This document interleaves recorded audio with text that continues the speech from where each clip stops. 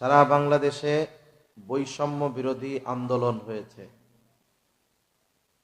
বৈষম্য বিরোধী আন্দোলন, স্বাভাবিক ভাষায় যদি বলেন, সবার জন্য সমান অধিকার নিশ্চিত করার জন্য এই আন্দোলন। কিন্তু বাস্তবতা হলো, সবাইকে যদি সমান মাপে দেওয়া হয়, তাহলে কিছু মানুষের জন্য জুলুম হবে, কিছু মানুষের হক নষ্ট হবে। এই জন্য কথাটা হলো, ইনসাফ প্রতিষ্ঠার আন্দোলন হওয়া দরকার ছিল। ইনসাফ কি মানে আমি আমার ভাষায় আপনাদের বলতেছি আর কি। যার জন্য যেখানে যতটুকু উপযুক্ত, যতটুকু দরকার, এই ধরনের বন্টন রীতি দরকার ছিল, নীতি দরকার ছিল। সব জায়গায় যদি সমান হয়, কিছু কিছু জায়গায় ঠকানো হয়, কিছু জায়গায় জুলুম হয়। যেমন মনে করেন আপনাদেরকে বিবাহের দাওয়াত দিছে, বিয়ের দাওয়াত, বিবাহের দাওয়াত দিয়েছে, খাইতে গেছেন, বলছে শর্ত আছে। এক টেবিলে বুড়া মানুষও আছে, গুড়া মানুষও আছে, 3 বছরেরও আছে, 30 বছরেরও আছে। শর্ত দিছে যে টেবিলে খাবার সবার সমান খাইতে হবে। বলেন তো, 3 বা 4 বছরের বাচ্চা যা খাবে, 40 বছরের যে বা 20 বছরের যে, তার তো এক লুকমাই হবে না। আবার 40 বছরের লোকের যে খাবার, ওইটা যদি 5 বছরের পোলারে যাইতে খাওয়ানো হয়, ও জায়গায় মারা যাবে। এজন্য প্রয়োজন হলো ইনসাফের। আল্লাহ সুবহানাহু ওয়া তাআলা ইনসাফ ভিত্তিক ব্যবস্থার নির্দেশ তো দিয়েছেন, রাসূল সাল্লাল্লাহু আলাইহি ওয়াসাল্লাম এটাকে প্রতিষ্ঠিত করেছেন। এজন্য ইসলামে মূলত সৃষ্টিগতভাবে নারী এবং পুরুষের মধ্যে পরিপূর্ণ ইনসাফ আছে, সমতা আছে। তবে পার্থক্য আছে, দৃশ্যমান পার্থক্য যেটা, এই ক্ষেত্রে ইনসাফ বিনষ্ট হয় নাই, বরং সৃষ্টিগতভাবে নারী দুর্বল হওয়ার কারণে আল্লাহ তাআলা পুরুষের চাইতে তাদেরকে আরো বেশি দিছে। ঠিক কিনা বলেন? এখন আসেন, আমি এই আয়াতটার কথা শুরু করার আগে একটু নারী পুরুষের মধ্যে পার্থক্য কি আছে একটু জানি আগে। প্রথম বিষয় হলো, এই পৃথিবীর সব পুরুষ সব নারী এক সত্তা থেকে আল্লাহ সৃষ্টি করেছেন। একজন থেকে আল্লাহ তাআলা নারী পুরুষ সবাইকে সৃষ্টি করেছেন। তাহলে নারী পুরুষের মৌলিক সৃষ্টি এক জায়গা থেকে। আল্লাহ তাআলা সর্বপ্রথম আদম আলাইহিস সালামকে, আদম আলাইহিস সালাম থেকে বাকি সব সৃষ্টি, সব মানুষকে আল্লাহ তাআলা সৃষ্টি করেছেন। আল্লাহ তাআলা বলেন, ইয়া আইয়ুহান নাসুত্তাকু রাব্বাকুমুল্লাযী খালাকাকুম মিন নাফসিন ওয়াহিদাহ وخلق منها زوجها وبث منهما رجالا كثيرا ونساء। আল্লাহ তাআলা বলেন, হে মানব সম্প্রদায়, তোমরা তোমাদের রবকে ভয় করো। কোন রব? খলাকাকুম মিন নাফসিন ওয়াহিদা, যিনি তোমাদেরকে একটি প্রাণ থেকে সৃষ্টি করেছেন। এরপরে তার থেকে তার জোড়াকে সৃষ্টি করেছেন। এরপরে এই দুইজনের মাধ্যমে আল্লাহ তাআলা গোটা পৃথিবীব্যাপী মানব বিস্তার সংগঠিত করেছেন। তাহলে মূল কথা হলো, নারী হোক পুরুষ হোক, আল্লাহ তাআলা বলেন সৃষ্টি হলো এক সত্তা থেকে। তিনি কে? তিনি হলেন আদম আলাইহিস সালাতু ওয়াস সালাম। তাহলে সৃষ্টিগতভাবে নারী এবং পুরুষের মধ্যে মৌলিক যেই সৃষ্টি শুরুতে, এর মধ্যে কোনো তারতম্য তফাৎ নাই, সমতা আছে। এরপরে সৃষ্টিগতভাবে, এই স্ট্রাকচারগতভাবে, আকৃতিগতভাবে কিছু পার্থক্য আছে। মৌলিকভাবে পার্থক্য নাই। মৌলিক পার্থক্য কেন নাই? কারণ এই দেহটা কিন্তু মানুষের মূল না। মূল হলো আমাদের রূহ। মূল কি বলেন তো? রূহ। রূহ দেখা যায় না, ধরা যায় না। নারীরটা একরকম, পুরুষেরটা আর এক রকম না, সব একরকম। রূহ কি? এটা দেখা যায় না, ধরা যায় না। যখন মক্কার কাফেররা রাসূল আকরাম সাল্লাল্লাহু আলাইহি ওয়াসাল্লামের নবুয়াতির ব্যাপারে সন্দিহান, চিন্তা করে মানুষে আবার নবী হয় কেমনে? কারণ ইসমাইল আলাইহিস সালাতু ওয়াস সালামের পরে বনু ইসমাইলে মানে নবীর বংশ কুরাইশ বংশে কোনো নবী আসে নাই। ইসমাইল আলাইহিস সালামের পরে আমার আপনার নবী, এই মধ্যে হাজার হাজার বছর কোনো নবী নাই। নবী আসছে কার? নবী আসছে বনি ইসরাইল। ইব্রাহিম আলাইহিস সালামের এক ছেলে ইসমাইল, আর এক ছেলের নাম ইসহাক। ইসহাক আলাইহিস সালামের আর এক ছেলের নাম ইয়াকুব। ইয়াকুব আলাইহিস সালামের আর এক নাম ইসরাইল। এই ইসমাইল ইসহাক আলাইহিস সালামের বংশধর ধরেন। ইয়াকুব আলাইহিস সালামের নাম ইসরাইল, আর এক নাম ইসরাইল। এনার সন্তান ছিল 12 জন। এই এনার নামেই বনু ইসরাইল, ইসরাইলের সন্তানগণ। এই ইসরাইল তথা ইয়াকুব আলাইহিস সালামের বংশে ধারাবাহিকভাবে নবী আসছে ঈসা আলাইহিস সালাম পর্যন্ত। নবীজি বলেন যে বনি ইসরাইল কখনো নবী শূন্য হয় নাই, একজন মারা গেছে আর একজনকে নবুয়াত দিয়ে ওই শূন্য স্থান আল্লাহ পূরণ করে দিয়েছে। কিন্তু বনু ইসমাইল, ইসমাইল আলাইহিস সালামের বংশে ওই মক্কায় আর কোন নবী নাই, একেবারে শেষ নবী মুহাম্মাদুর রাসূলুল্লাহ সাল্লাল্লাহু আলাইহি ওয়াসাল্লাম। যেহেতু দীর্ঘকাল তাদের বংশে নবী আসে নাই, তা ওরা মনে করতো যে নবী কোনো মানুষ হইতে পারে না, এটা জিন টিন ফিরিস্তা টিরিস্তা কিছু হবে। এই জন্য নবীর ব্যাপারে তারা নবুয়াতির ব্যাপারে সন্দিহান ছিল, সন্দেহ পোষণ করে বলতো মা লিহাদার রাসূল ইয়াকুলুত তাআম ওয়া ইয়ামশি ফিল আসওয়াক। এবার কেমন রাসূল রে, সে দেখি খাবারও খায়, সে দেখি বাজারেও যায়, বিয়া শাদিও করছে, এবার কেমন রাসূল? আবার চিন্তা করে মানুষটার চরিত্র যেরকম, রাসূল তো নবীও তো হইতেও পারে। এখন এই সন্দেহ নিরসনের জন্য আমার আপনার নবী ওদের কাছে আর কি আসলে নবী কি নবী না এ ব্যাপারটা নিশ্চিত হওয়ার জন্য মদিনায় পাঠায় দিছে 2 জন ওদের লোক। যেহেতু বনি ইসরাইলের মধ্যে ইহুদিদের মধ্যে ধারাবাহিকভাবে নবী আসছে, আহলে কিতাব ওরা ইহুদি খ্রিস্টান, যেহেতু ওদের কাছে আসমানি কিতাব নাজিল হইছে, ওরা বলতে পারবে যে মুহাম্মদ নবী কি নবী না। 2 জন লোক গিয়া এই কথা বলছে, আমাদের এলাকায় একজন লোক তো নবী দাবি করে, কিন্তু লোকটার চরিত্র ভালো, জীবনে কোনোদিন মিথ্যা কথা বলে নাই, কারোটা মাইরা খায় নাই, আমানতের খেয়ানত করে নাই। এই লোকটা নিজেরা নবী বলে দাবি করতেছে, এখন যে সে নবী যে না নবী রাসূল এটা কেমনে বুঝবো? তখন তারা ওই 2 জনকে 3টা প্রশ্ন শিখিয়ে দিয়েছে। কয়টি প্রশ্ন? 3টি প্রশ্ন শিখিয়ে দিয়েছে। বলছে এই 3 প্রশ্ন ওই নবী দাবিদার ব্যক্তিকে জিজ্ঞাসা করবা, যদি ওই ব্যক্তি এই 3 প্রশ্নের জবাব দিতে পারে তাহলে সে যে নবী এ ব্যাপারে কোনো সন্দেহ নাই। কারণ এই 3 প্রশ্নের জবাব দুনিয়ার লেখাপড়া করা বিজ্ঞজন দিতে পারবে না। এই 3 প্রশ্নের জবাব দিতে ওহীর প্রয়োজন, আর নবী ছাড়া কারো কাছে ওহী আসে না। এখন আয়েশা এই 3 প্রশ্ন নবীজিকে ওরা করছে।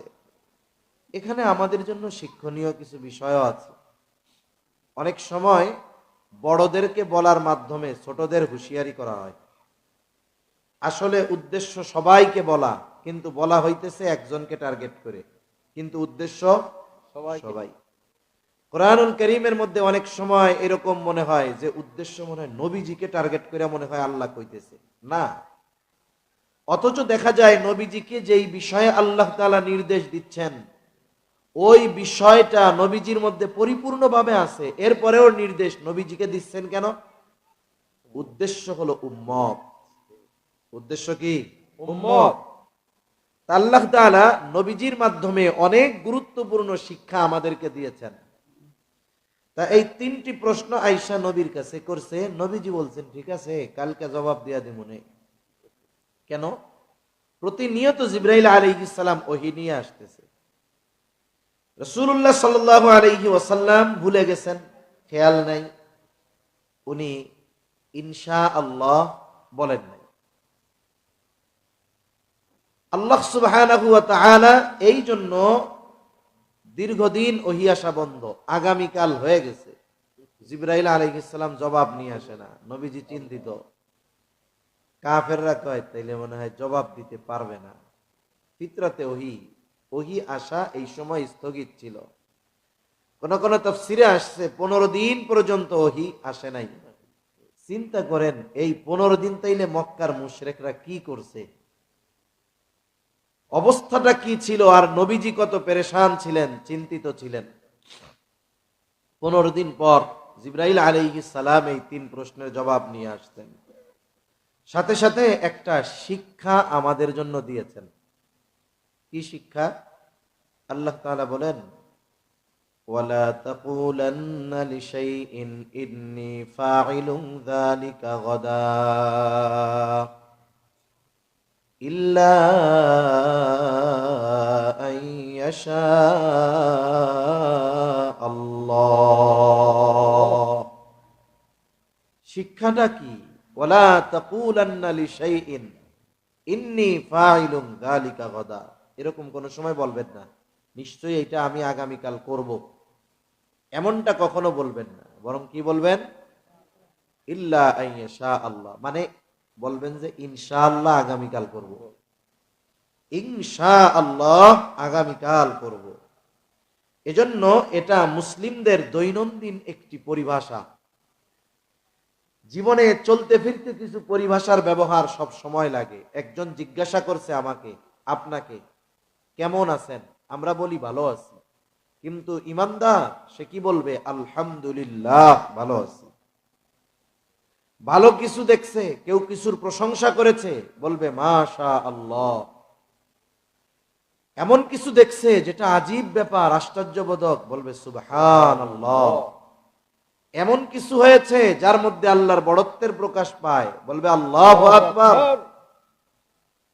ভবিষ্যতের জন্য কিছু করবে, বলবে ইনশাআল্লাহ। এগুলো আমাদের সচরাচর ব্যবহার হওয়া দরকার। পরস্পর সাক্ষাৎ হয়েছে, কুশল বিনিময় হবে, কথার আগে পরস্পরের মধ্যে সালাম আদান প্রদান হবে, আসসালামু আলাইকুম। এ সালাম তো একজন অপরজনের জন্য দোয়া করা, আপনার উপরে শান্তি বর্ষিত হোক। অথচ কতগুলো ইসলাম বিদ্বেষী জালেম এদেশে ছিল, এখনো ঘাপটি মেরে আছে।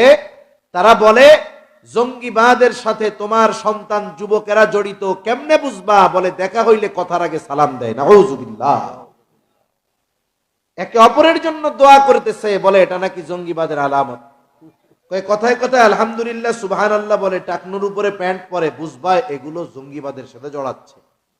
কত বড় জাহেল, কত বড় মূর্খ, কত বড় ইসলাম বিদ্বেষী। তাহলে আমরা এখান থেকে যেই শিক্ষা পেলাম, ভবিষ্যতের জন্য কোনো কাজ যখন করার এরাদা করব, ইচ্ছা করব, তখন আমরা কি বলবো? ইনশাআল্লাহ। আবার আমাদের দেশের মানুষ ইনশাআল্লাহরে কিন্তু নার বদলে ব্যবহার করে, মানে না বললে লজ্জা লাগে, এই টাইমে কয় ইনশাআল্লাহ। মনে করেন এক এলাকায় দাওয়াত ও তাবলীগের সাথে বাইরে আসছে, যুবকেরা মাঠে খেলাধুলা করতেছে। একজন আবার বলছে যে এদের পরীক্ষা শেষ হয়েছে, 3 মাস সময় আছে, এদেরকে তাশকিল কইরা একটু আল্লাহর রাস্তায় যদি নিয়ে যাওয়া যায় উপকার হবে। তার সাথীরা মিলে গিয়ে ওই জায়গায় একজনের তাশকিল করা শুরু করছে।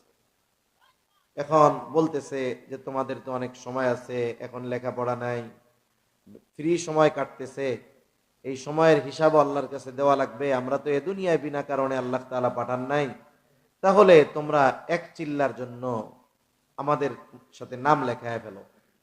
এখন ও চিন্তা করে 40 দিন বাড়ির বাইরে থাকবো কেমনে, আবার চিন্তা করে মুখের উপরে যাব না এ কথা কই কেমনে। পাশের থেকে আর একজন কয় ইনশাআল্লাহ কয়।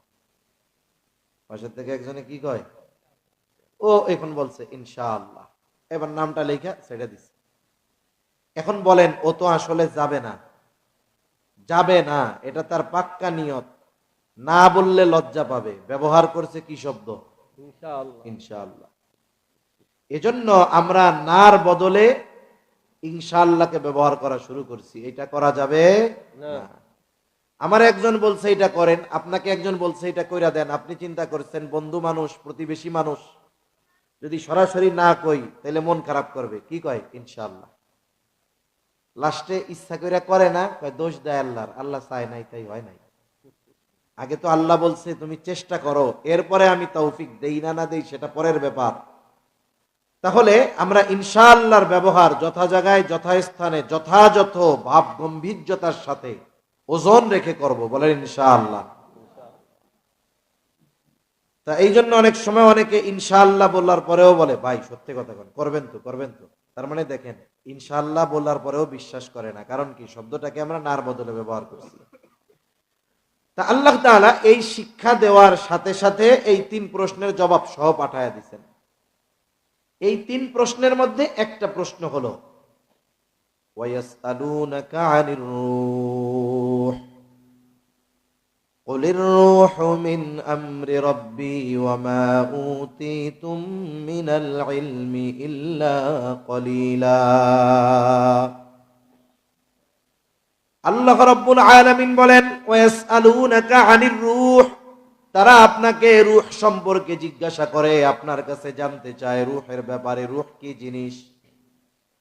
নবী হে আপনি জবাব দিয়ে দেন কুলির রূহু মিন আমরি রাব্বি, রূহ হলো আমার রবের নির্দেশ, আমার রবের প্রত্যাদেশ।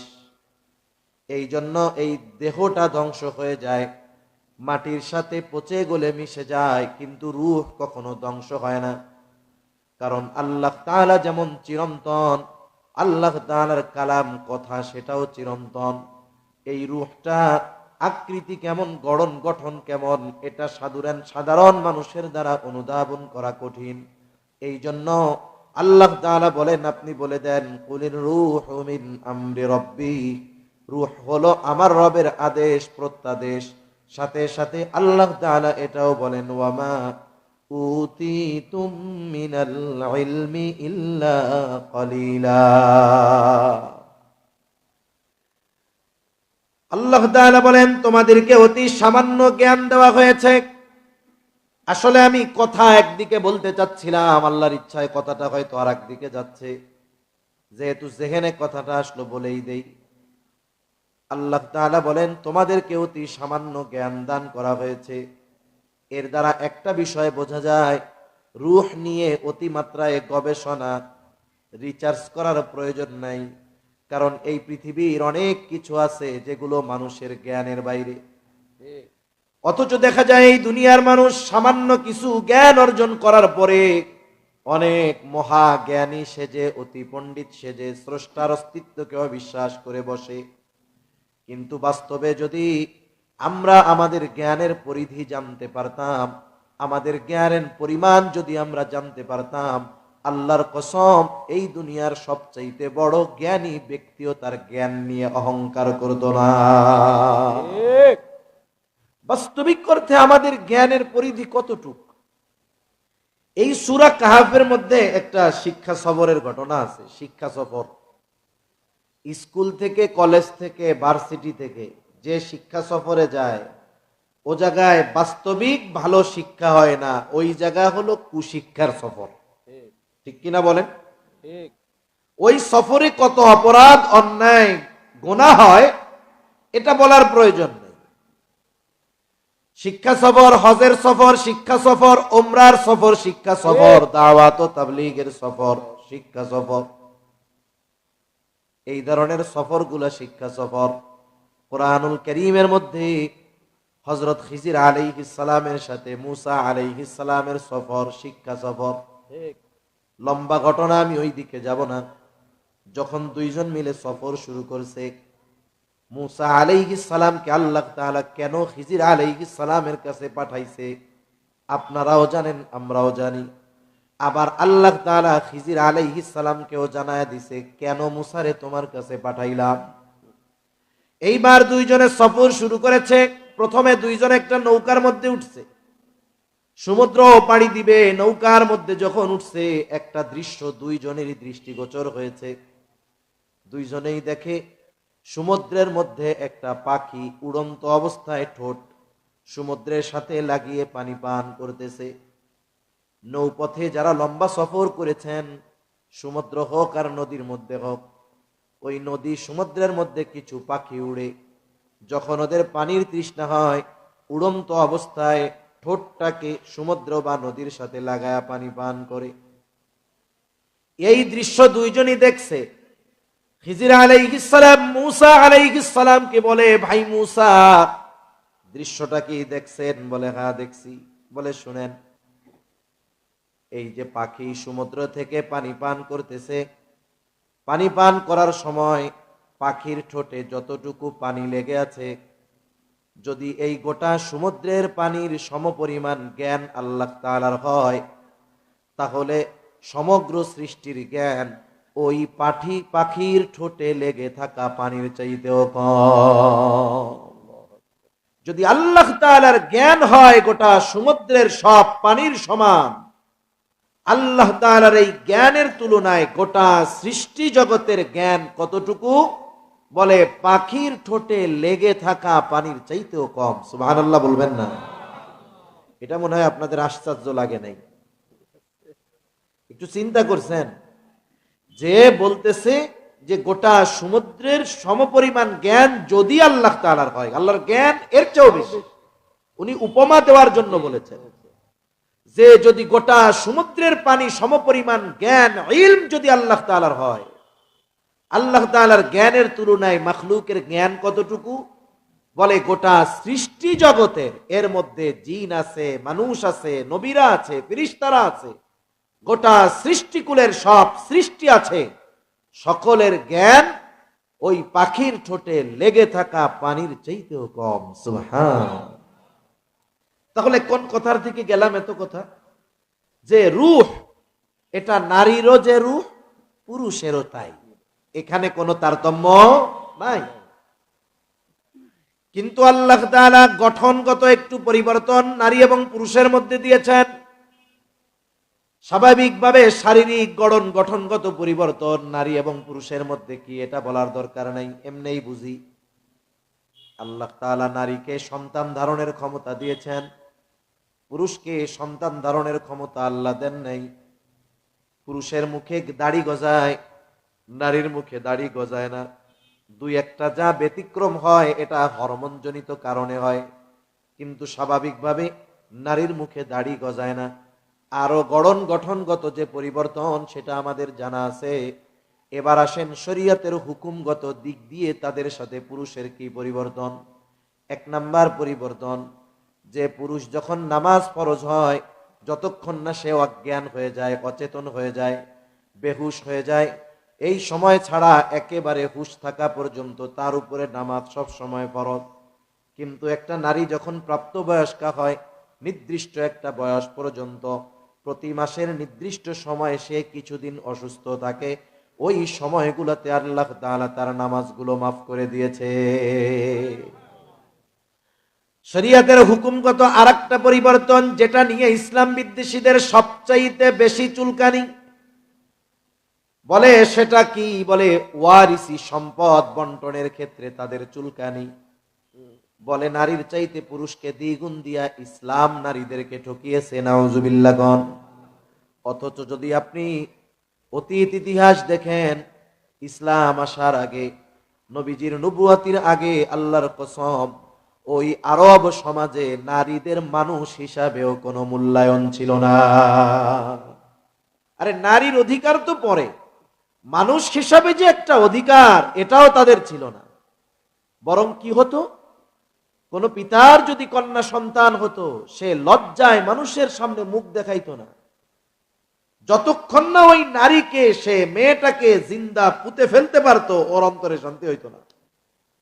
যেখানে নারীর মানুষ হিসাবে বেঁচে থাকার অধিকার ছিল না, সেখানে ইসলাম অধিকারগত দিক দিয়ে নারীকে পুরুষের চাইতে জিতিয়ে দিয়েছে। ঠিক কিনা বলেন? হিসাবে তো আমাদের বলা দরকার ছিল যে আমাদের ঠকানো হয়েছে, নারীরে জিতানো হয়েছে। বাস্তবতাটা তাই, কিন্তু কথার কথা।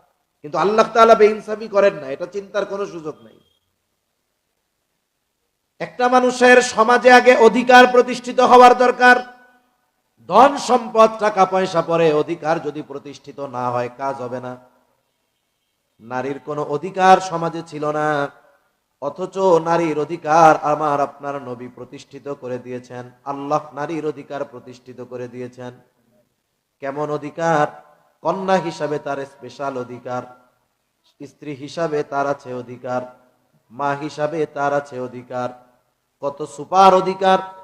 রাসূল আকরাম সাল্লাল্লাহু আলাইহি ওয়াসাল্লামের কাছে একজন লোক এসে বলে, ইয়া রাসূলুল্লাহ সাল্লাল্লাহু আলাইহি ওয়াসাল্লাম, আমার কাছে সবচাইতে বেশি হক প্রাপ্ত কে হবে, কে আমার ব্যাপারে বেশি হকদার? নবীজি প্রথমে বললেন তোমার মা, এরপরে বললেন কে? নবীজি বললেন তোমার মা। তিনি আবার প্রশ্ন করলেন এরপরে কে? বলে তোমার মা। এরপরে প্রশ্ন করলো এরপরে কে? বলে তোমার পিতা এবং অন্যান্য যারা আছে তারা। এই যে নারী হিসাবে সমাজে তার অধিকার প্রতিষ্ঠিত করেছে ইসলাম, ঠকায় নাই। অনেক সময় দূর থেকে একটা কথা বলে না, দূর থেকে কাশ বন ঘন দেখা যায়, কাছে গেলে বোঝা যায় আসলে কতটা ঘন না পাতলা। এই বন্টনের ক্ষেত্রে যদিও মনে হয় নারীকে পুরুষের দ্বিগুণ দেওয়া হয়েছে, বাস্তবতা তা নয়। পুরুষকে নারীর দ্বিগুণ দেওয়া হয়েছে, বাস্তবতা তা নয়। বরং দেখা যায় কম, কিন্তু নারীকেই জিতিয়ে দেওয়া হয়েছে।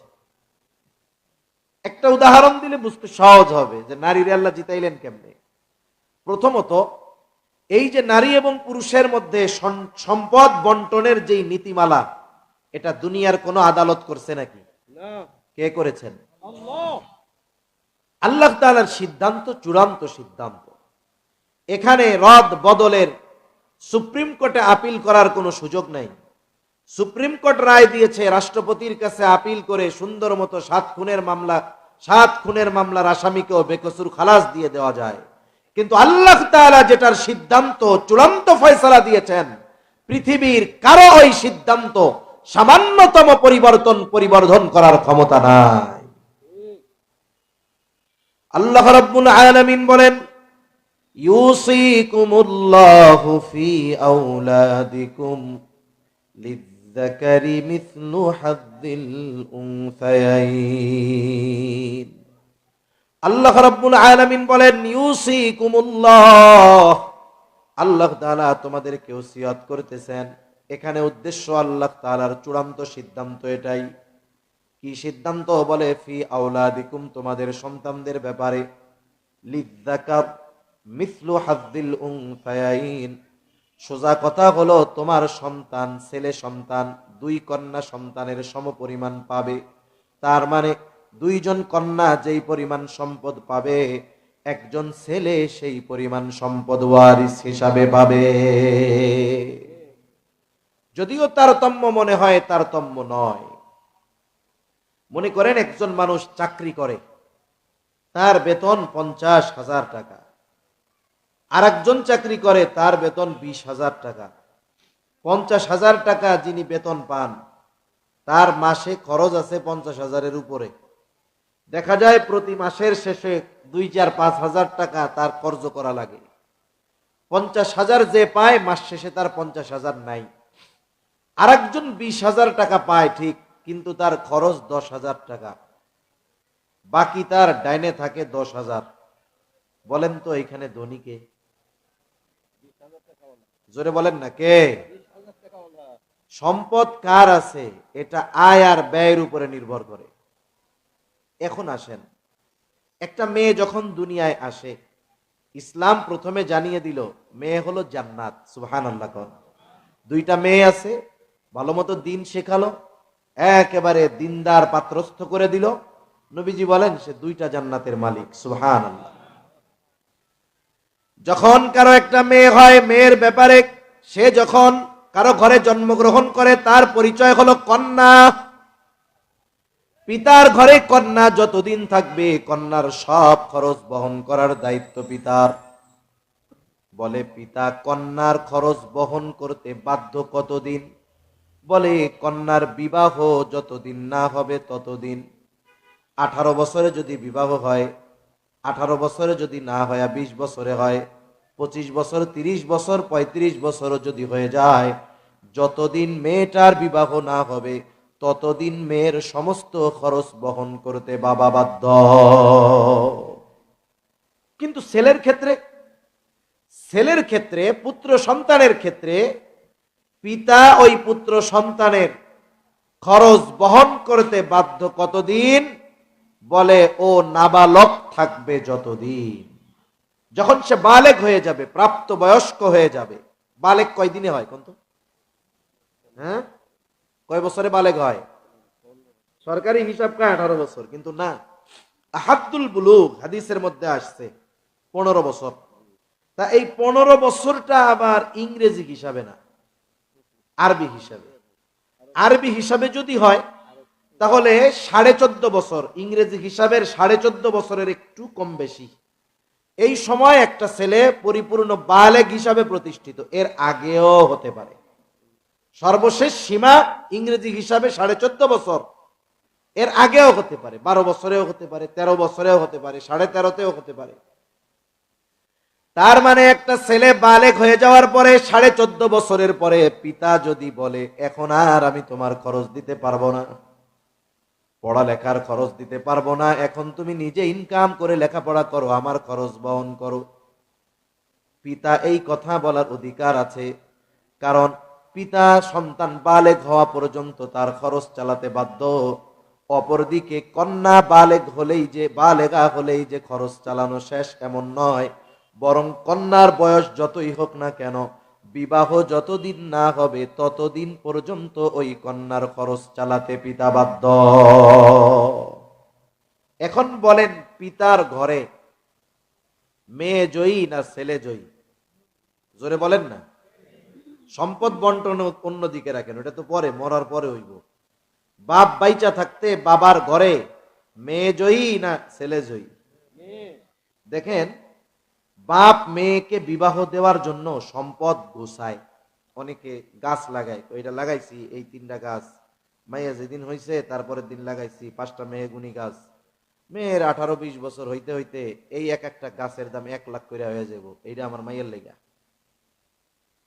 2-1 বাপ দেখান তো যে পোলার বিয়ার লেগা 5টা মেহগুনি গাছ লাগাইছেন, আছেন নি কেউ? অথচ মেয়েকে বিবাহ দেওয়ার দায়িত্ব পিতার, ছেলেকে বিবাহ দেওয়ার দায়িত্ব পিতার। মেয়ের ব্যাপারে আপনি 5টা মেহগুনি গাছ লাগায়া ওইটারে ওই সময় 5 লাখ বিক্রি কইরা সব মাইয়ারে দিতেছেন। পোলায় যদি কিছু কয়, আমার লেগে একটা রাখেন না, বিয়ে করার সময় ফার্নিচার বানাইতে পারেন, তুমি কিনা লইও, আমার মাইয়ার নামে লাগাইছে এগুলা, 20 টাকা দিব আর নাইলে ফার্নিচার বানাইয়া দিব। আর মেয়ে আর ছেলে যদি প্রাপ্তবয়স্ক হয়ে যায়, চাকরি বাকরি করে না, বাপের টাকা পয়সারও অভাব নেই, আইয়া যদি কয় যে আমার একটু বিয়া শাদীর ব্যবস্থা করে দেন, বাপরে কাউকে দিয়া যদি বলায়, 20 বছর বয়স, ইনকাম করে না, বাপের টাকা পয়সার অভাব নাই, বিয়ার কথা কইলে লাঠি একটা নিয়ে বাড়ির থেকে দাওয়ানি দিব। আগে নিজের পায়ে খাড়াও, এরপরে বিয়া কইরো, আগে ইনকাম করে আমাকে খাওয়াও, এরপরে বউরে খাওয়াইও। তাহলে বলেন তো, বাবার ঘরে এইখানে কি মেয়ে জয়ী হলো না ছেলে জয়ী হলো? মেয়েরে বিয়া দেওয়ার জন্য টাকা সম্পদ সংগ্রহ করেন, কিন্তু ছেলের বিবাহের জন্য 10টা গাছ লাগান না। যে ছেলেটা যখন প্রাপ্ত বয়স্ক হবে, ওকে তো বিবাহ দেওয়ার দায়িত্ব আমার। ওরে যদি আমি বিবাহ না দেই, যৌবনের তাড়নায় যদি কোনো অন্যায় করে, পাপ করে, ও পাপ করবে, অটোমেটিক আমার ব্যাংক অ্যাকাউন্টে পাপ জমা হয়ে যাবে।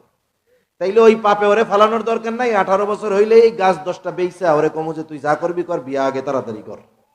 এ কাজ কিন্তু কেউ করে না। বিয়া করতে চাইলে বাপ মা আগে কয়, আগে ইনকাম করে আমাকেও খাওয়াও, এরপরে বউরে খাওয়াইও। যাই হোক, বাবার ঘরে এখানে মেয়ে জয়ী। এরপরে যখন মেয়েটার বিবাহ হলো, সম্বন্ধ আসছে আত্মীয়তার জন্য। মনে করেন ছেলেটা উচ্চ শিক্ষিত, দেখতে সুন্দর, বংশ অনেক বড়, সব ভালো, কিন্তু সে আইসা কয় আমি সব কিছুতে রাজি, মেয়ে বিয়ে করতেও রাজি, ছেলেও যোগ্য উপযুক্ত, আপনাদের সবার পছন্দ।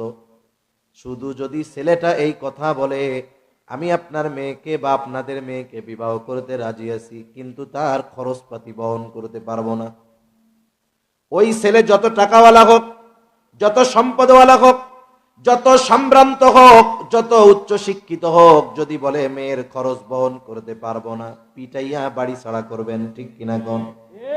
তার মানে একটা ছেলে যখন কাউকে স্ত্রী হিসাবে গ্রহণ করে, সে ওয়াদাবদ্ধ, প্রতিশ্রুতবদ্ধ হয়ে যায় যে সে যতদিন আমার স্ত্রী থাকবে তার সব খরচ বহন করার দায়িত্ব আমি নিয়ে নিলাম। এবার মেয়েটা গেল স্বামীর ঘরে, বলেন তো এর কোনো খরচ আছে? সব খরচ কার? আর পোলাডারে তো প্রথমে দেন নাই, এবার বিয়ে একটা কইরা আনছে, খরচ কার? পোলা। একজন গিয়া বৈশা থাকে, তার কোনো খরচ নাই, আর একজন আনলে খরচের অভাব নাই। আল্লাহ না করুন যদি কারো ক্ষেত্রে এমন হয়ে যায়, মনে করেন স্বামী মারা গেল, অথবা স্বামী স্ত্রীর মধ্যে বিচ্ছেদ হয়ে গেল, সে তালাক প্রাপ্ত হয়ে গেল, পুনরায় আবার বাবার বাড়িতে ফিরে আসলো। একটা বিষয় বলার দরকার, বোঝার দরকার, আমাদের সমাজে যখন কোনো মেয়ে তালাক প্রাপ্ত হয়, বিবাহ বিচ্ছেদ হয়, আমরা একতরফা ভাবে মেয়েদেরকে দোষারোপ করে থাকি। এটা ঠিক না। কারণ এই পৃথিবীর যত বাপ আছে, বুঝছেন, যত বুজুর্গ বাপ হোক, ওই বাপ যত আল্লাহওয়ালা হোক, ইমান ইয়াকিনের বয়ান যত বেশি করুক না কেন, পোলা যত ইমানদার হোক, ওই পোলার সাথে মাইয়া বিয়া দিব না যতক্ষণ না এই টাকার ইয়াকিন ঠিক থাকে। বুঝেন নাই? বলবে আল্লাহ খাওয়ায়, আল্লাহ পড়ায়, আল্লাহ রিজিকের মালিক, ওয়াজ করবে, কিন্তু ওনার যদি একটা সুন্দরী মেয়ে থাকে আর একজন গরিব দিনদার মুত্তাকি পরহেজগার ছেলে আইসা যদি প্রস্তাব দেয় যে আপনার তো ইয়াকিন ঠিক আছে, আপনার ইয়াকিন আর আমার ইয়াকিনে মিল আছে, তাহলে মাইয়াটা আমার সাথে বিয়া দেন, খাওয়াবা কি, চাকরি কি, ইনকাম কি? এজন্য মেয়েকে বিবাহ দেওয়ার ক্ষেত্রে দিনদারিত্বকে প্রাধান্য দেওয়ার দরকার ছিল। বিবাহ করার ক্ষেত্রে যেমন দিনদারিত্বের প্রাধান্য, কোন অভিভাবক যখন মেয়েকে বিবাহ দিবে দিনদারিত্বকে প্রাধান্য দেওয়ার দরকার ছিল। আমার জানাশোনা অনেক আছে দিনদার পরিবার, মেয়েটাও মুত্তাকি, ভালো আমলি, কিন্তু বাপ, এক বাপের এক ছেলে, অনেক টাকা পয়সার মালিক, ঢাকাতে বাড়ি আছে, গাড়ি আছে, লোভ সামলাইতে পারে না, ছেলে একটু খারাপ, কয় মেয়ে ঠিক করে ফেলবে নসিহত কইরা। কিন্তু মনে রাখবেন, পরিবেশ এমন এক জিনিস, ওইখানে গিয়া অনেক সময় বাঘেও ঘাস খাওয়া শুরু করতে পারে। যেখানে পুরা পরিবেশটাই খারাপ, দুর্গন্ধ, ওইখানে সুগন্ধি যাইয়াও দুর্গন্ধতে পরিণত হয়ে যেতে পারে। এখন দেখা গেল বিবাহের পরে ছেলের বদঅভ্যাস কি? পরনারীতে আসক্ত, মাদকাসক্ত, সে পানির চাইতে বোতলের মদ খায় বেশি, শত শত নারীর সাথে অবৈধ সম্পর্ক, জেনা করে বেড়ায়। বলেন তো এইরকম একটা ঘরে, এইরকম একটা মানুষের সাথে একটা দিনদার মেয়ের বসবাস করা সম্ভব? ওইটা তো তার কাছে ছোটখাটো একটা জাহান্নাম মনে হবে। এরপরে কি হয়? বিবাহ বিচ্ছেদ হয়ে যায়, আর মানুষেরা বলাবলি করে, শুনছি অমুকের মেয়ে খুব ভালো, ভালো হইলে এমন বেড়ার ঘরে ঘর না করতে পারতো, যদি ভালোই হইতো তাহলে আর তালাক খাইতো না। এরকম বলার লোক আছে না নাই? এটা নিচু মনের পরিচয়। এজন্য এই যে বিবাহ বিচ্ছেদ, এটা শুধুমাত্র নারীর দোষে হয় না, বরং খোঁজ নিয়ে দেখা যাবে এখানে বড় একটা অংশ এই ব্যাপারে দোষ পুরুষের খারাপ হওয়ার কারণ হতে পারে। কারণ মেয়ের বিবাহ বিচ্ছেদ হয়েছে, আবার বাবার ঘরে তাকে ফিরে আসতে হলো। দেখা যায় প্রথমবার বিবাহের পূর্বে ওই মেয়ের প্রতি যেমন যত্ন ছিল, নজর ছিল, মেয়েটা যখন তালাক প্রাপ্ত হয়ে আবার বাবার ঘরে আসে, আগের মতো নজর বাপ মা দেয় না। এইবার বোঝা মনে করে। ইসলাম বলে বোঝা মনে করার কোনো সুযোগ নাই। পুনরায় যতক্ষণ ওই মেয়ের কোথাও বিবাহ না হয়, আগে যেমন মেয়ের সব খরচ চালাতে পিতা বাধ্য ছিল, আবারও পুনরায় ওই মেয়ের সব খরচ চালাতে তার পিতা বাধ্য। মনে করেন হায়াত ঠিকভাবে অতিবাহিত হলো, আল্লাহ তাআলা তাকে সন্তান সন্ততি দিল, স্বামী দুনিয়া থেকে চলে গেল। এইবার ইসলাম স্পেশাল ভাবে আয়াত নাজিল করে ওই মায়ের সন্তানদেরকে নির্দেশ দিয়ে দিচ্ছে, খবরদার, মায়ের সাথে বেয়াদবি করা যাবে না। মায়ের পায়ের তলে তোমার বেশ, সমগ্র অধিকারের 4/3 তোমার মায়ের জন্য। খবরদার, মা যখন বার্ধক্যে উপনীত হয়ে যাবে, ফালা তাকুল লাহুমা উফফিন ওয়ালা তানহারহুমা ওয়া কুল লাহুমা কওলান কারীমা। মা বাবা দুজনেই থাক অথবা শুধু মা থাক, তার কোন আচরণে বিরক্ত হয়ে উফ শব্দ পর্যন্ত মুখ দিয়ে বের করবে না, ধমকের সাথে কথা বলবে না, সম্মান বজায় রেখে তার সাথে কথা বলবা। তাহলে একটা মেয়ে যখন পিতার ঘরে জন্ম নেয় সব খরচ পিতা বহন করতে বাধ্য। স্বামীর ঘরে যখন আসলো স্বামী সব খরচ করতে বাধ্য। স্বামী দুনিয়ায় নাই, সন্তান আছে, এইবার সন্তান তার সব খরচ করতে বাধ্য। তার মানে বোঝা গেল গোটা হায়াতে নারীর একটা টাকাও কোথাও ব্যয় করার খাত নাই। কিন্তু যেই পুরুষকে নারীর সম্পদের দ্বিগুণ দেওয়া হয়েছে, দেখা যাবে ওই পুরুষের ব্যয় করার খাতের অভাব নাই। তাহলে যদিও দেখা যায় নারীকে অর্ধেক দিয়েছে, কিন্তু আসলে ধনীকে, জোরে বলেন বলেন, এইখানে কি নারীকে আল্লাহ ঠকাইছে? এই তারতম্য এতটুকু। তবে ইবাদতের ক্ষেত্রে আল্লাহ তাআলা নারী পুরুষের বিনিময়ের ক্ষেত্রে কোনো তারতম্য করেন না। যেমন আমাদের দেশে অনেক জায়গায় আছে, ইট ভাটায়, রাস্তায়, গার্মেন্টসে অনেক জায়গায় মেয়েরা চাকরি করে। অনেকে পেটের দায়ে করে, কিছু করার নাই, চাকরি করে, কাজ করে, পরিশ্রম মেয়েরা বেশি করে। আমাদের বাড়ির পাশে ইট ভাটা ছিল, ওইখানেও আমরা দেখছি যে একই কাজ পুরুষ করে নারী করে, পুরুষে বেশি করে, নারীতে বেশি পরিশ্রম করে, কিন্তু দেখা যায় পারিশ্রমিকের ক্ষেত্রে নারীকে পুরুষের চাইতে 100-150 টাকা কম দেওয়া হয়। মাইয়া মানুষ এত টাকা দিয়া কি করবি? এই যে দুনিয়ায় পরিশ্রমের পরে নারীদেরকে ঠকানো হয়, কিন্তু আল্লাহ তাআলা এমন কোন নিজাম করেন নাই যে নারীকে মাসে অসুস্থতার কারণে কয়দিন নামাজ ছাড় দিছি, এই জন্য অন্যান্য সময় তাহাজ্জুদ পড়লে পুরুষের যেই সওয়াব তার চাইতে নারীর একটু কম হবে। এরকম কোন কথা আছে নাকি?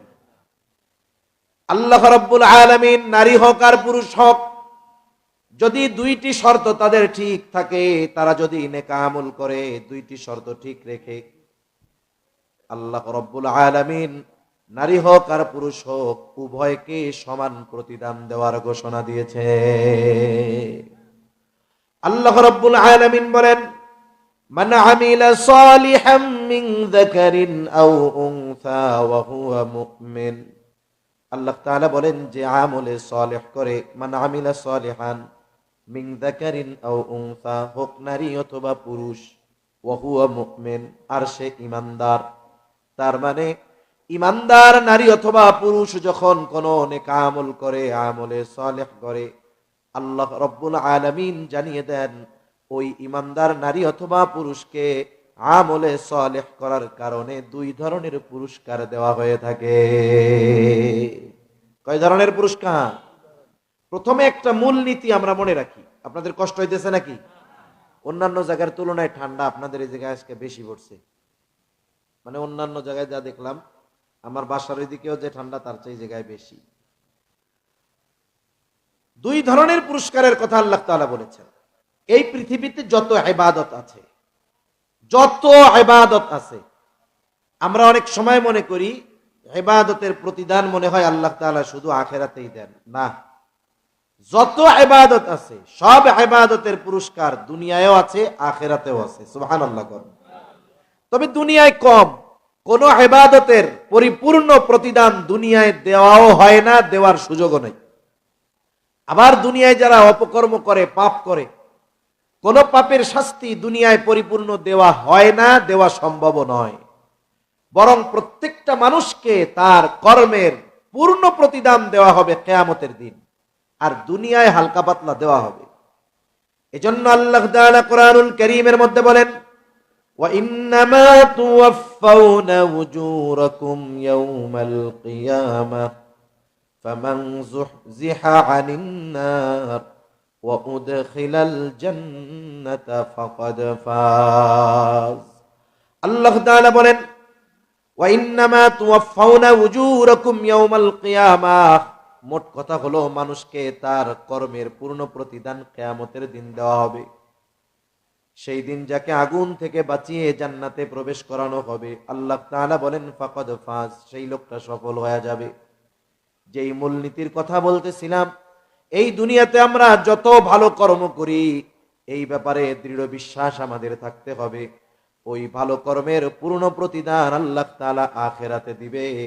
তবে এমন কোন ভালো কাজ নাই যার কিছুটা প্রতিদান আল্লাহ তাআলা দুনিয়াতে দেন না, এমন নাই। বরং দুনিয়াতেও আল্লাহ তাআলা প্রত্যেকটা ভালো কাজের প্রতিদান কিছু না কিছু দেন।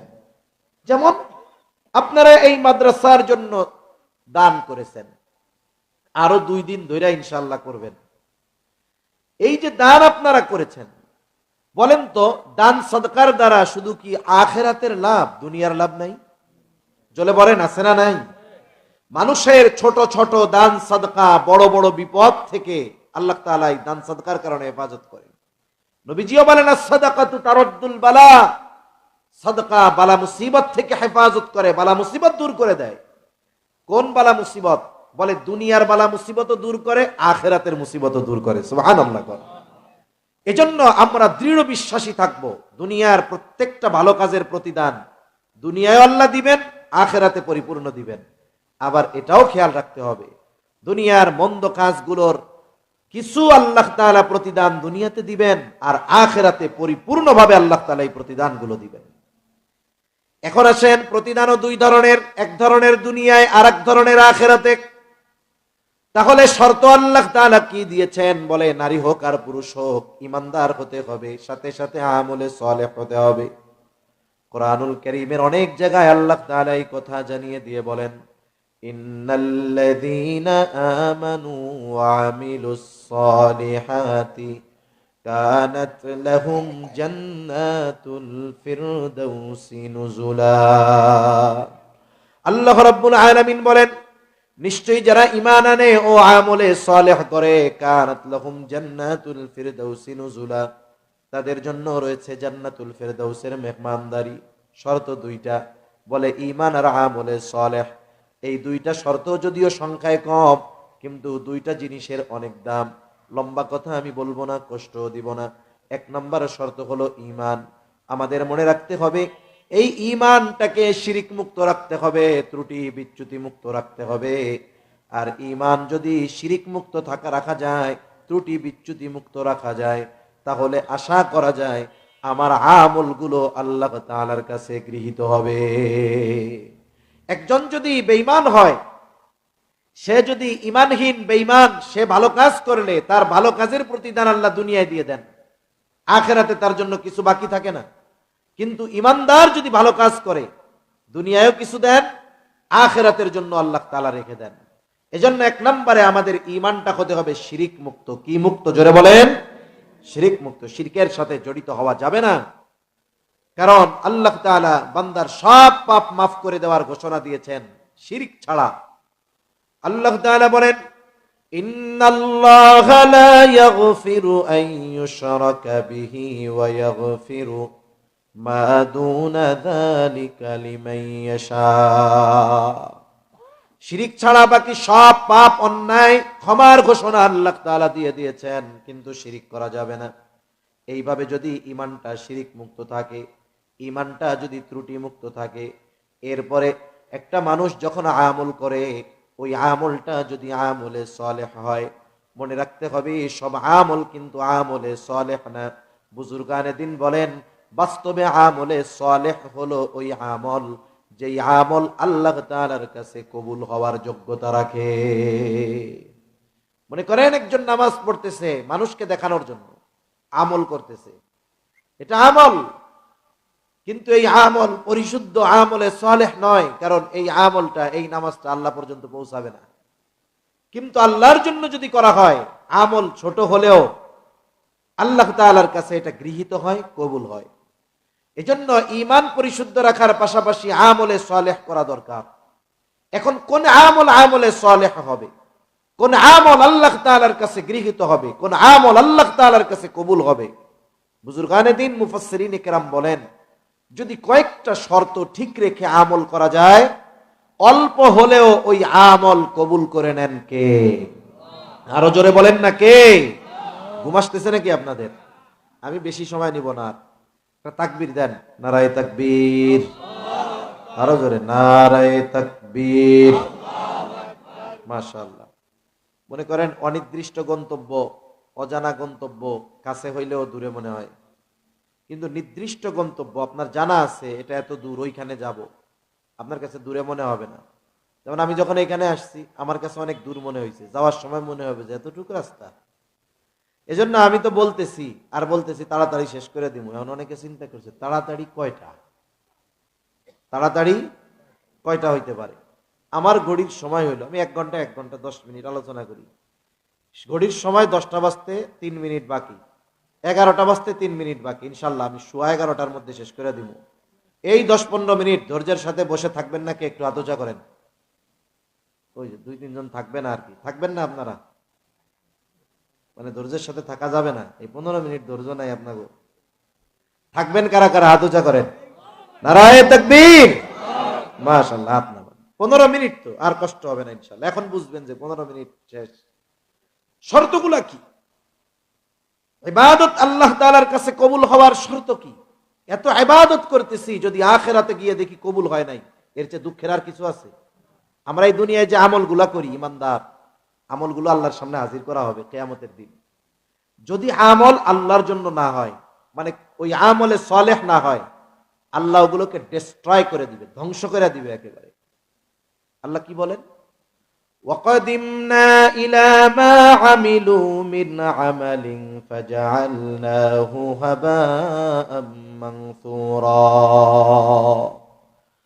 আল্লাহ রাব্বুল আলামিন জানিয়ে দেন কিয়ামতের দিন আল্লাহ তাআলার সামনে ওয়াকাদিমনা আলা মা আমিলু, যে আমলগুলো করা হয় আল্লাহর সামনে হাজির করা হবে। আল্লাহ বলে আমার সামনে হাজির করা হবে।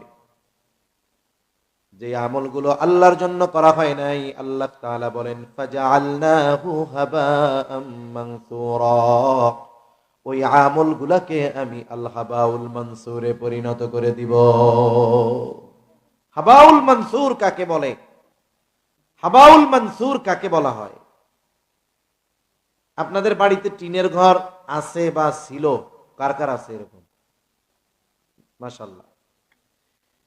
দেখবেন যেই টিনের ঘরে একেবারে চাল টিন দেখা যায়, অনেক পুরাতন ঘর হইলে স্ক্রু উঠা যায়, মাঝে মধ্যে উঠে যায় না?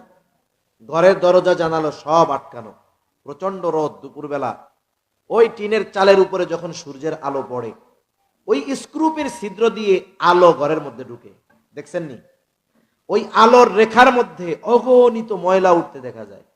ময়লা দেখা যায় না? যার পাওয়ারফুল লাইট আছে বাড়ি যাওয়ার সময় মারবেন, পরিষ্কার রাস্তা দেখবেন লাইটের যে রেখা আলো, ওর মধ্যে এত ধুলাবালি দেখা যাইতেছে।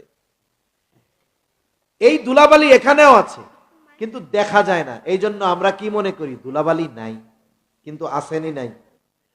তার মানে এমন ধুলায় আল্লাহ তাআলা ওই ব্যক্তির আমলগুলোকে পরিণত করবে কেমন যেন সে কোনো আমলই করে নাই। এই জন্য আমল কষ্ট করে যদি আল্লাহর সামনে এইভাবে ধ্বংস করে দিতে হয়, এর চাইতে শর্তগুলো ঠিক রেখে আমলগুলো করলে আশা করা যায় আমরা লাভবান হব। ঠিক কিনা বলেন? তাহলে আল্লাহ তাআলার কাছে যদি আমল গৃহীত করাতে হয়, 1 নাম্বার কাজ কি? বলে আমলটা ছোট হোক আর বড় হোক, একমাত্র আল্লাহ তাআলার জন্যই করতে হবে, আল্লাহর সন্তুষ্টির জন্যই করতে হবে। কারণ কোন আমল বড় হতে পারে, বেশি হতে পারে, যদি আল্লাহর জন্য না হয় ওই আমল পরকালে তো আল্লাহ তাআলা ধ্বংস করে দিবেন।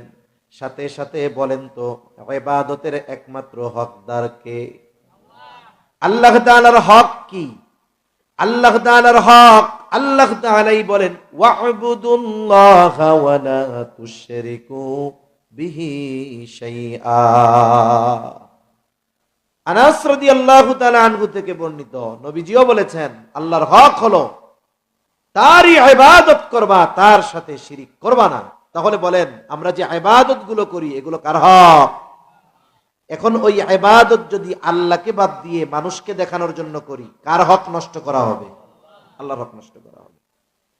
এজন্য প্রসিদ্ধ হাদিস আবু হুরায়রা রাদিয়াল্লাহু তাআলা আনহু থেকে বর্ণিত, কিয়ামতের দিন সর্বপ্রথম 3 শ্রেণীর মানুষকে আল্লাহ হিসাবের জন্য ডাকবে। প্রসিদ্ধ হাদিস, আবার একটু আলোচনা আমরা করি। 1 নাম্বার, একজন শহীদকে ডাকা হবে, রক্তাক্ত অবস্থায় উঠবে। আল্লাহ তাআলা জিজ্ঞাসা করবে তোমার এই অবস্থা কেন? লোকটা বলবে আল্লাহ কাফেরদের বিরুদ্ধে লড়াই করতে করতে আমি আমার জীবনটা দিয়ে দিয়েছি। আল্লাহ তাআলা বলবেন, বান্দা কেন তুমি লড়াই করেছো, জিহাদ করেছো, উদ্দেশ্য কি ছিল? বলে আপনার সন্তুষ্টি।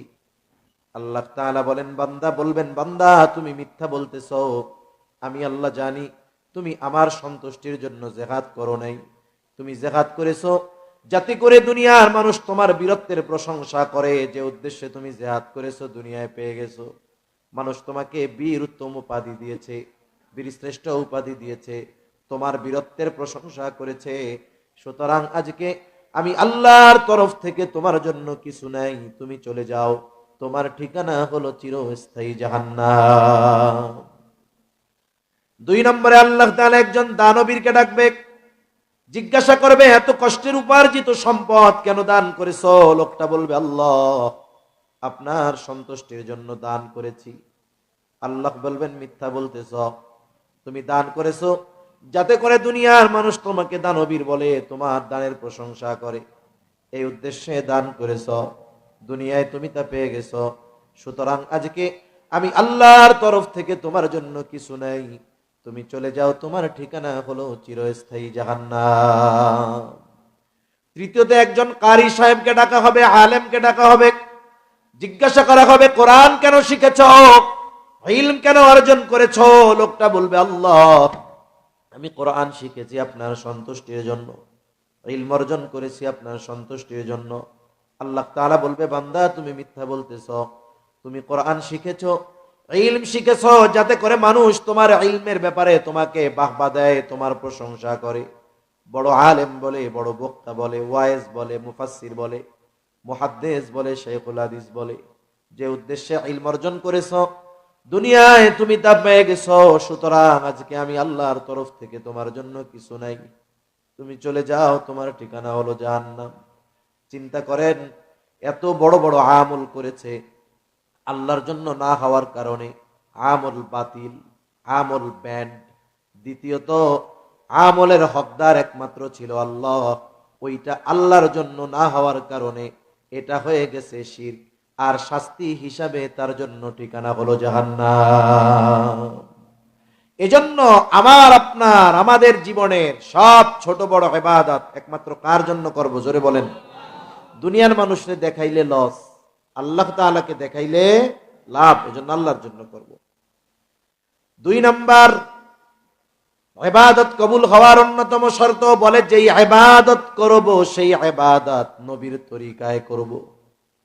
এই পৃথিবীতে আপনাদের জানা শোনা 2-1টা ইবাদত আছে নাকি যেই ইবাদতটা নবীর তরিকায় করা যায় না? আছে নাকি জানা আপনাদের? পৃথিবীতে এমন কোন ইবাদত নাই যেখানে নবীজির পদ্ধতি নাই তথা সুন্নাত নাই। বরং এই দুনিয়ার কাজগুলোও যদি নবীর তরিকায় করা হয় ইবাদত বলে গণ্য হয়ে যায়। আরে কেমনে ঘুমাবো, কেমনে শুভ বিছানায়, তাও নবীজি বলে দিয়েছেন। কেমনে বাথরুম করতে হবে নবীজি বলে দিয়েছেন। প্রত্যেকটা মানুষের দৈনন্দিন কাজ, জরুরত সারা খানা খাওয়া, এই কাজগুলো যদি সে শুধু নবীজির তরিকায় যদি করে, তার বাথরুমে যাওয়াটাও তার আমল নামায় ইবাদত বলে যোগ হয়ে যায়। আরে দুনিয়ার কাজ, রাতে ঘুমাবে, তিরমিজির হাদিস, নবীজি বলেন রাতে ঘুমাইলে বাতি নিবায়া ঘুমাবা। আপনি আমি যখন ঘুমানোর জন্য বিছানায় যাব, বাতিটা বন্ধ করব, শুধু নিয়ত করি নবী কইছে বাতি বন্ধ করে ঘুমাবা, অফ করে দিলাম, বলে সুন্নাতের উপরে আমল হয়ে গেল। সুবহানাল্লাহ। নিবাইলো বাতি হয়ে গেল ইবাদত। আরে রাত্রে যখন ঘুমায় নবীজি বলেন বিছানাটারে ঝাড়ু দিয়া হইলেও ঘুমাবা। নবী বলে কমপক্ষে লুঙ্গির নিচে দিয়া হইলেও ঝাড়া দিবা, শলা টলা দিয়া দিলে তো আরো ভালো। নবী বুঝাইতেছেন যে কমপক্ষে লুঙ্গির তলা দিয়া হইলেও ঝাড়াটা দিয়া নিবা। রাত্রে শোয়ার আগে বিছানাটা স্ত্রীকে ঝাড়া দিতে বলবেন, নিজে দিবেন, বলবেন যে এটা কিন্তু নবীর সুন্নাত। সুন্নাত মনে কইরা শলাটা ঝাড়ুটা হাতে নিয়ে বিছানায় ঝাড়ু দেওয়ার সাথে সাথে ওই ঝাড়ু দেওয়াটাও ইবাদত বলে গণ্য হয়ে যায়। আরে যেখানে বাতি নিভাইলে সুন্নাত হয়, ইবাদত হয়ে যায়, সেখানে যে কোনো ইবাদত নবীজির তরিকায় করা যায় এবং প্রত্যেকটা ইবাদতের পদ্ধতি নবীজি দেখিয়ে দিয়েছেন। ঠিক কিনা বলেন? নামাজ, রোজা, হজ, যাকাত, বিবাহ, শাদী, আচার আচরণ লেনদেন সব কিছুর মধ্যে নবীজির তরিকা আছে না নাই বলেন? এখন এই যে ইবাদত করবেন, নামাজ পড়বেন, এর মধ্যে নবীর তরিকা আছে না? আছে। আমরা অনেক সময় মনে করি সুন্নাত মনে হয় করলে সওয়াব, না করলে গুনাহ নাই, এমন না। বরং সুন্নাত তো ফরজের অন্তর্ভুক্ত। সুন্নাত কি? নবী যেটা করছে এটাই তো সুন্নাত। নবী নামাজ পড়ছে, আল্লাহর হুকুম ফরজ, পক্ষান্তরে এটা সুন্নাত। আবার দেখেন, আমরা নামাজ পড়বো, নামাজ ইমানের পরে সবচাইতে গুরুত্বপূর্ণ ইবাদত নামাজ। কোরআনুল কারীমে আল্লাহ তাআলা নামাজের নির্দেশ দিয়েছেন, কিন্তু কোরআনে নামাজের পদ্ধতি আল্লাহ বলে দেন নাই। কোরআনে নামাজের পদ্ধতি নাই। এই জন্য নবীজি বলেন, সল্লু কামা রাআইতুমুনি ইউসাল্লি। নামাজ কিভাবে পড়বা? বলে সল্লু কামা রাআইতুমুনি ইউসাল্লি, যেভাবে আমাকে নামাজ পড়তে দেখো। তার মানে নামাজের নির্দেশ দিয়েছেন আল্লাহ, নামাজের পদ্ধতি উম্মতকে শিখিয়ে দিয়েছেন মুহাম্মাদুর রাসূলুল্লাহ সাল্লাল্লাহু আলাইহি ওয়াসাল্লাম। তাহলে প্রত্যেকটা ইবাদত সুন্নাত তরিকায় করব। 3 নাম্বার, যেই ইবাদত করব সেই ইবাদতের ব্যাপারে মাসলা মাসাইল গুলো আমাদের জানতে হবে। দ্বীনি ইলম শিক্ষা করা ফরজ, মনে রাখতে হবে। কমপক্ষে যেই ইবাদতটা ফরজ, ওই ইবাদতের মাসালাগুলো শেখাও কমপক্ষে এটা ফরজ। কারণ আমি আপনি যদি ইবাদত করতে গিয়ে ইবাদতের মাসলা মাসাইল গুলো না জানি, তাইলে কি হবে? মনে করেন নামাজের বাইরে ভিতরে কয় ফরজ? জোরে বলেন না, কয় ফরজ? 13 ফরজ। ফরজ যদি ছুটা যায়, নামাজ থাকবে না, যাবে? এখন নামাজের মধ্যে আমার ফরজ ছুটলো কি ছুটলো না, এটা জানবো কেমনে? যদি আমার 13 ফরজ জানা থাকে, ঠিক না? আমি যদি 13 ফরজ না জানি, দেখা যাবে নামাজের মধ্যে ফরজ 13টাই ছুটা গেলে আমি টের পাবো না। আমি তো মনে করতেছি ওরে বাবা, আমার মতো নামাজি আর কেউ নাই, কিন্তু দেখা যাবে ওপাশ দিয়ে ফরজ ছুটা বইয়া রয়েছে, নামাজি নাই। এরপরে নামাজের ওয়াজিব 14টা। বলে ওয়াজিব যদি ছুটে যায়, সাহু সিজদা দিলে নামাজ হয়ে যাবে। এখন যে নামাজের ওয়াজিব 14টা জানে না, ওয়াজিব ছুটলে তো টেরও পাবে না, সাহু সিজদাও দিবে না, নামাজও থাকবে না। নামাজ ভাঙ্গার কারণ 19টা, 19টা কারণ পাওয়া লাগবে না। 19টা থেকে একটা কারণ যদি পাওয়া যায়, নামাজ তার থাকবে না। দেখা যাবে আল্লাহর বান্দা নামাজ ভঙ্গের কারণগুলো জানে না। জীবনের অনেক নামাজে নামাজ ভাঙ্গার কারণ পাওয়া গেছে, কিন্তু সে জানে না, কিন্তু তার নামাজও হয় না। অজু ভাঙ্গার কারণ 7টা, জানতে হবে। তাহারাতের পবিত্রতার মাসালাগুলো জানতে হবে। অজু ভাঙ্গার কারণগুলো 7টা, জানে না। দেখা যাবে অজু ভেঙে গেছে নামাজের মধ্যে, কিন্তু তার খবর নাই, তার মানে তার অজুও নাই, নামাজও নাই। কত মানুষ আছে পাপ দিয়ে সৌসিদ্ধা দেয়, একজন দিচ্ছে সৌসিদ্ধা, কেন দিছস? এখন কয় নামাজের মধ্যে একটু বাতাস বেরিয়ে গেছিল, লেগে দিছে। এখন কোন তো অজু গেছে গা, ও যদি 100 সৌসিদ্ধা দেয়, কাজ হইব? অজু ভাঙ্গার কারণগুলো জানতে হবে, কারণ কারণগুলো থেকে যদি একটা পাওয়া যায়, নামাজ হবে না। আবার যদি কেউ পবিত্রতার জন্য গোসল করে, যখন ফরজ গোসল করবে, গোসলের ফরজগুলো জানতে হবে।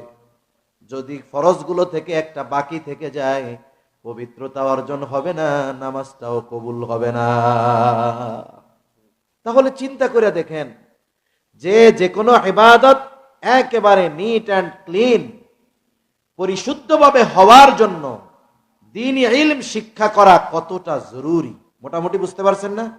এগুলো শেখার দরকার, নিজেরাও শিখতে হবে, সন্তানদেরকেও শেখাতে হবে। আবার সন্তানদেরকে শেখানোর ক্ষেত্রে সুবিধা কেমনে হবে? বলে যদি মেয়েগুলারে এরকম বালিকা মাদ্রাসায় দিয়া দ্বীনি ইলম শিখান, তাইলে আর টেনশন থাকবে না। ওই মাই ঘরের মধ্যে জীবনের প্রয়োজনীয় মাসলা মাসাইল গুলো তার সন্তানদেরকে শিখিয়ে দিতে পারবে, ঠিক কিনা কম? এই জন্য এই ধরনের বালিকা মাদ্রাসা দরকার, আমাদের দরকার আছে না নাই? এখন বুড়া মানুষ যারা শিখতে পারেন না, কোথায় শিখবেন? মোহতামিম সাহেবরা হিসাব বলবেন, মসজিদের ইমাম সাহেবকে বলবেন যে আমরা তো এইসব পারি না, আমাকে একটু শিখায় দেন। কত নামাজি আছে 30 বছর নামাজ পড়ে, দোয়ায় কুনুত পারে না, কুলু আল্লাহ দিয়ে চালায় দেয়। অনেক নামাজি এরকম আছে। এজন্য দুনিয়ায় লজ্জা করে যদি না শিখি আমরা, অনেক মানুষ আছে ইমাম সাহেবের উপরে একটু হেডাম দেখায়, মোহতামিম সাহেবের উপরে গরম দেখায়। এখন উনার যে সূরা ফাতিহা শুদ্ধ নাই, এইটা যদি ইমাম সাহেব যাই না যায়, ওনার লজ্জা না? উনি যে এই নামাজের মাসালা পারে না, এটা যদি ইমাম সাহেব জানে, লজ্জার বিষয় না? এই লজ্জার কারণে নিজের এই বিষয়গুলোকে লুকায় রাখে। হায়রে, দুনিয়ায় সামান্য লজ্জা পাওয়া ভালো আখেরাতে পেদানি খাওয়ার চাইতে, ঠিক কিনা বলেন? এজন্য দুনিয়ার এই সব বিষয়ের লজ্জা শরম বাদ দিয়ে আমরা উলামায়ে কেরামের কাছে এসে সাথে থেকে এগুলো শিখবো, বলেন ইনশাআল্লাহ। আর যারা মুরব্বী আছেন, সময় আছে, এখন আর কাজ কাম নাই, ছেলেরা বিদেশে থাকে, চাকরি করে, আপনি বাড়ি বসে চার দোকান আর বাড়ি, আর কোনো কাম নাই, আপনি উলামায়ে কেরামের সাথে তাবলীগের মেহনতে বের হয়ে যান।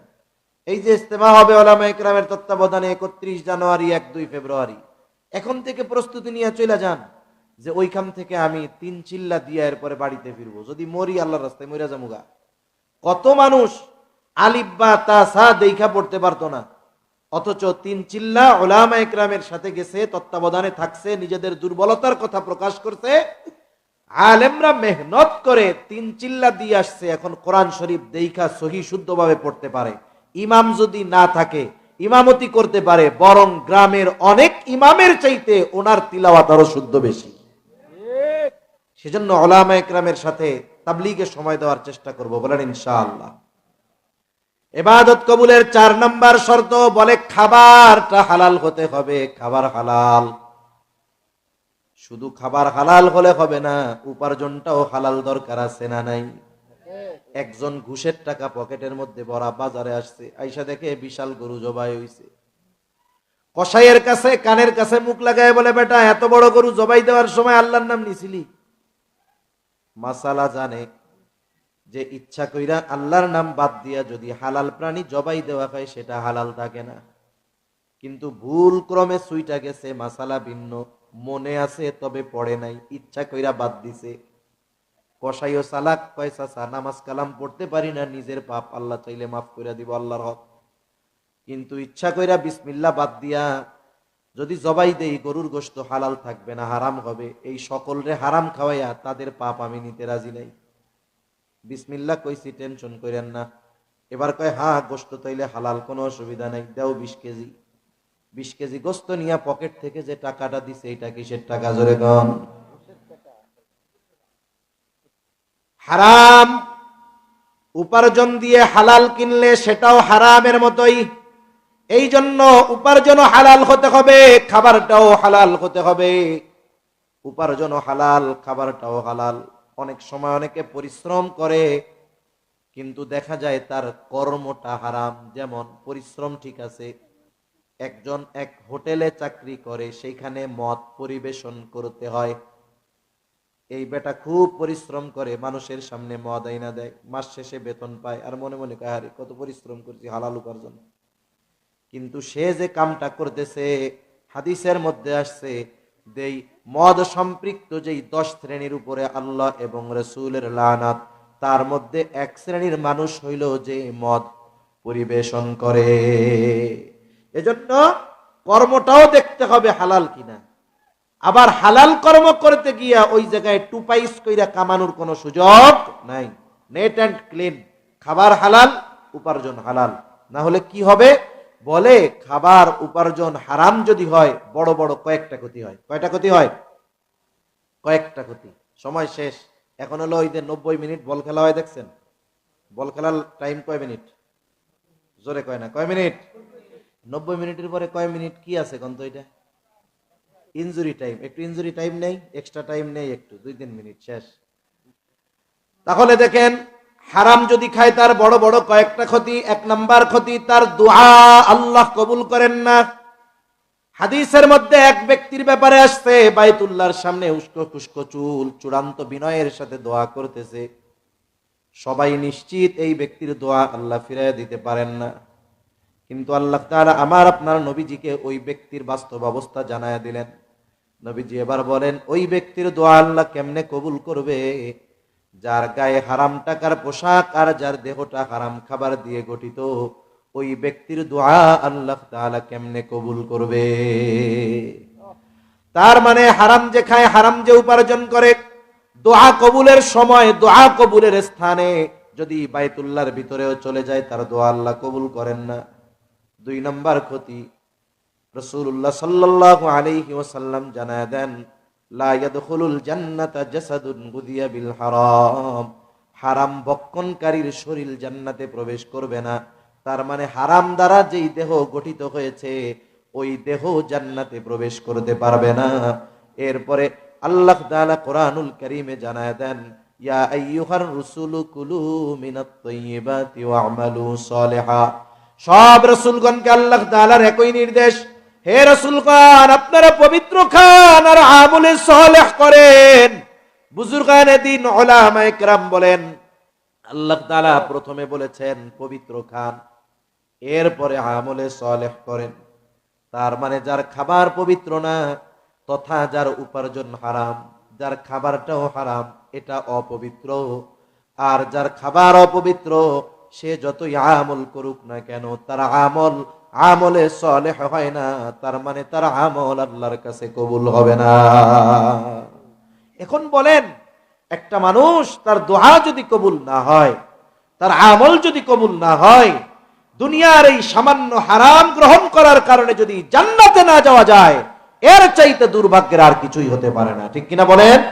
এজন্য আমরা প্রতিজ্ঞাবদ্ধ হব নিজের সাথে নিজে, যে আজ থেকে আমি হারাম উপার্জন করব না, হারামের সাথে জড়াবো না, সন্দেহযুক্ত বিষয়গুলো থেকেও বেঁচে থাকবো।